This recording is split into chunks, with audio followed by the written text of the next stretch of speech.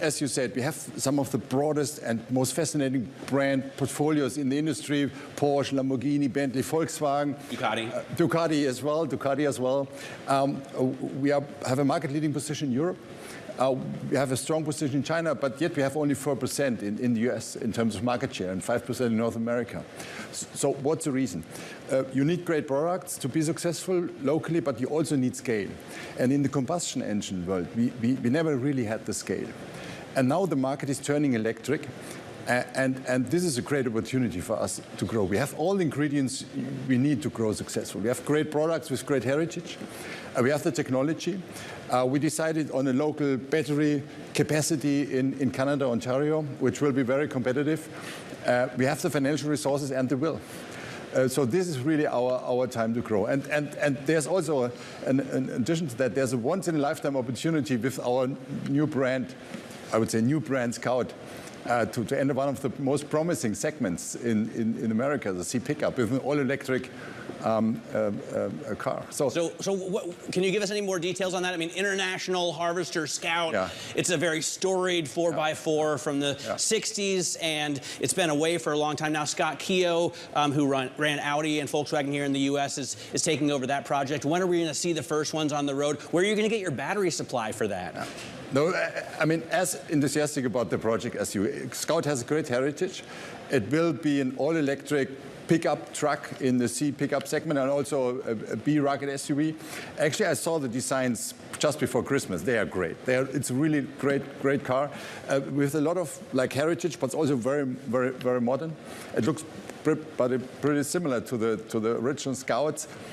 We will produce it in North America. We will spend $2 billion on investment. The capacity will be about 200,000 a year in South Carolina, and we get the batteries from Ontario, from Canada. Are people going to buy them?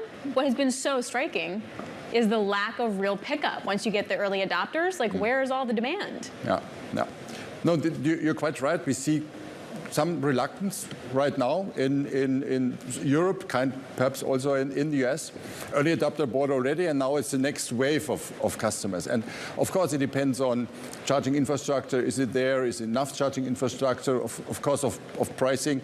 We had quite high raw material prices, so prices for EV are high. But we are convinced that in the long term, the market will be electric, and we have the great products. We will, by 2030, we will have 30 all-electric cars in the US, a lot of them localized.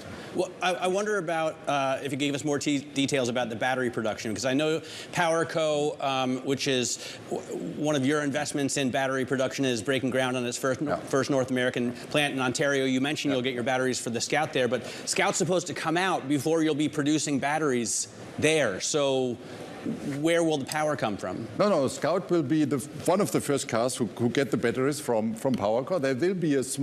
There might be a small part where we have to bridge some battery supply from Europe, but Scout will definitely be part of the customer group. And to elaborate a little bit more on our strategy, as you mentioned, so we are convinced that having our own battery supply in the company is very important. And it has really three pillars. One, a unified cell, then our own production, and we secure our raw materials. And this will lead to a very competitive offer in terms of battery. And Scout will be basically one of the first customers of that plant in Ontario. You mentioned the investment there, $2 billion. And overall, Volkswagen Group has always had the most eye-popping numbers in terms of EV investment. From when D started until now with Pluma, I think you're planning on putting $130 billion into EV and digitalization.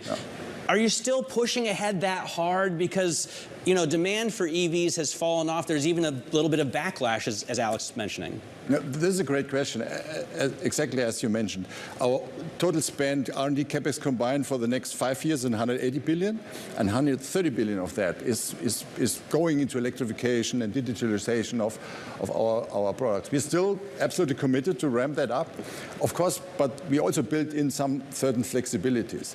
So about a third of the upfront investment goes into combustion engine cars still, so we have a flexible strategy to keep our combustion engine cars competitive. So on the way, and we are fully convinced that the future will be electric, on the way, our strategy is rather flexible and provide also robustness and flexibility going forward. This might be a really dumb question, but that just means like you're going to put money into ICEs and then you're going to take some of that money and put it into EVs, and it's going to be like an easy shift. That doesn't sound very easy. It's not an easy shift. What I said, from the 180 billion, about a third still goes into projects like keeping our combustion engine cars absolutely competitive, basically the last generation.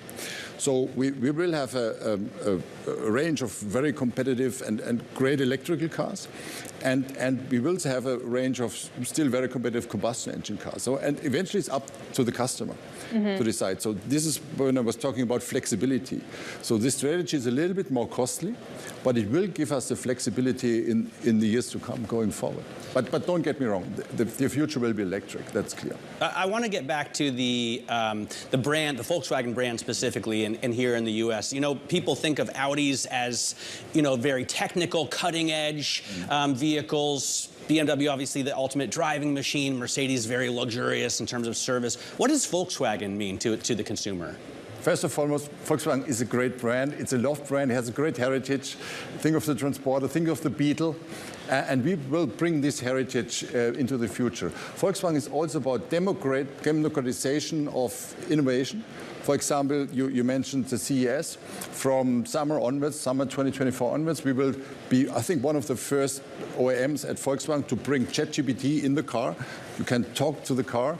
So this is about Volkswagen. I wonder what your relationship with the unions is going to be like here. You know, we've just had, obviously, the end to a long and painful strike for Ford and GM, as well as Stellantis. And now they're pushing in, or trying to push into, BMW and Tesla and other foreign automakers here. Volkswagen, obviously, in Chattanooga, and you're talking about the Scout factory as well. Will you work with the UAW? How do you see that playing out? Look, we have a great factory in Chattanooga. We have a great workforce there, more than 500,000 very skilled and motivated people. And they have great working conditions there. So we make sure they have great working conditions. They can participate and decide also in the factory without intermediate party. Of course, we respect our right of our workers to vote. But as said before, we have very good working conditions, very good pay, so this is where we stand. You don't have to pay them more? We actually increased already by about 11% some weeks ago.